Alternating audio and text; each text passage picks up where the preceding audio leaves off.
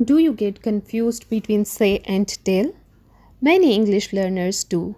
But after watching this video, you will never make this mistake again. Let's clear this up in just a few minutes. Rule number 1. Use say when there is no person after it. Say is used when we don't mention who we are talking to. For example, she said me she was tired. That's incorrect. She said she was tired. That's correct. Another example, he said me that he will come. That's wrong. We don't have to mention any person after say. He said that he will come. That's right. Rule number 2. Use tell when you mention a person. Use tell when you mention who you are talking to.